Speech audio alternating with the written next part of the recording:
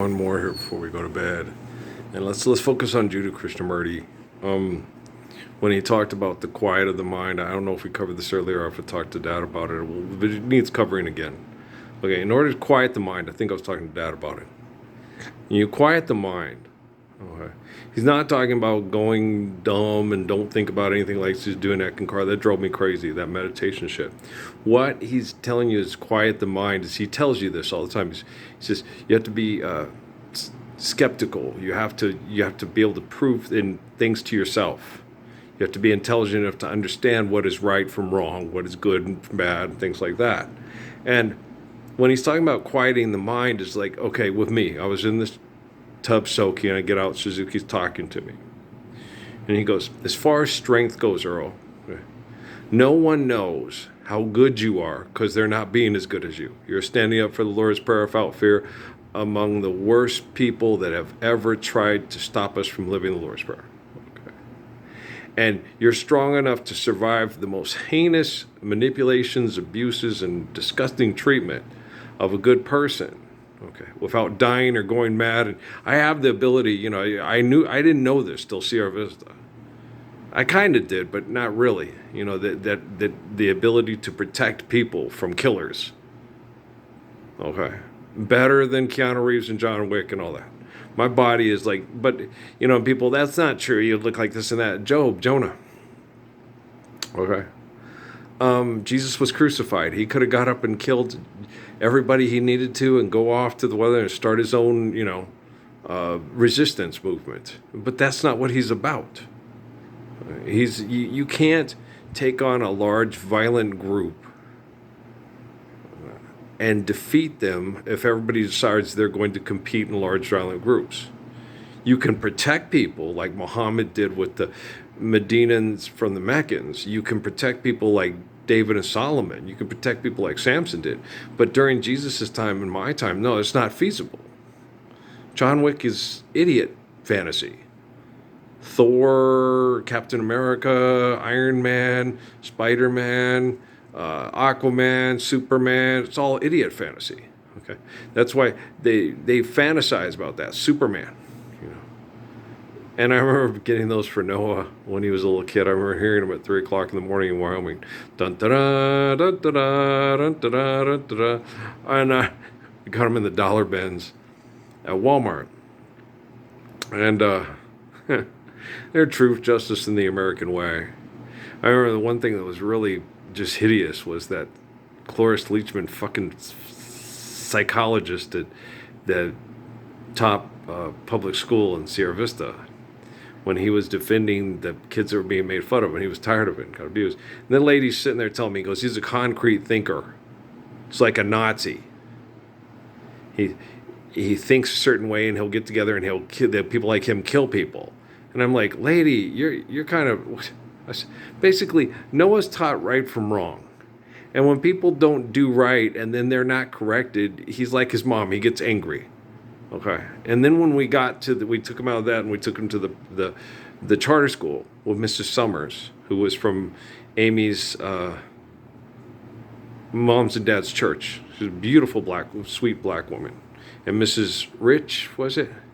Yeah, Mrs. Rich and Mrs. Gregory, sweethearts. Okay, understood Noah. Miss Gregory was the behavioral thing. Mrs. Rich was his teacher. She was an Asian woman who was married to a military guy.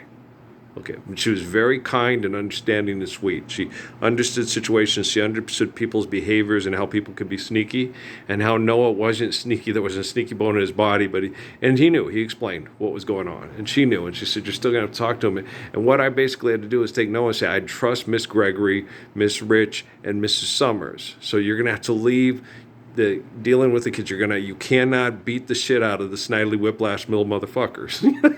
And it was funny because we went to the Wendy's, right? And these 35-year-old Mexican kids with their kid Tristan are mean mugging me and Amy at the Wendy's. And I'm like, seriously? Hey, we're going to go to the store and get self-help books. Your wife is a fashion faux pas. I felt like being with my mom at the mall with it. I'm like, seriously? Boy, I'd kick your ass. And my wife would probably kick. No, Natalie would kick your wife's ass. Amy's not quite as tough. Amy could beat up people when they bullied her. But her daughter, boy, Natalie, shit, she's skinny, but she can kick some ass. She's a tough kiddo. I wouldn't fuck with Ray Ray. And Emily, Natty's kids, Amy's kids are tough. Yeah, they're tough kids. Amy's not a monster. Amy was horrible to me. And I was a terrible marriage. I mean, she was terrible. She would screw around and get sex texts from other guys and laugh at me when I asked her to stop. And, she would stay with me as long, and then if someone came along that she thought should be better, she acted like she was going to throw me out, and then they'd fuck her over, and then she'd end up with me again. And it was horrible, but I thought she was just a bad person after a while. But then I realized when I went to Sierra Vista and they had people come and explain to me what was going on, that she was being affected by like a Stockholm syndrome for the group, because past, present, future operate at the same time. And it's hard for people to come to terms with what they did once they realize you can't lie about it, and it's all been video blogged. And my Amy said that. She goes, if you're the guy like Jesus, I don't want to be Mary Magdalene. I said, well, then you gotta quit having sex with all these assholes at the fort that are okay. And she didn't stop. And as far as the men in her life, no, past, present, future operate at the same time. They're just trying to join the group, pay bills, and try to survive, and they hope that I'm wrong. And so there hasn't been a man involved in my children's or my wife's lives that, is my peer and will stand up with the Lord's Prayer with me. And they're just hoping that the Paris Summits people are successful, that they don't have to be publicly embarrassed when the truth comes out. But I'm not that type of person. I'm just like, go and sin no more. Go live the Lord's Prayer and just get out of my face, because, you look at me cross-eyed, I might want to break your fucking nose. Makes sense. Patrick's that way too. And so, but I you got to understand how to quiet the mind.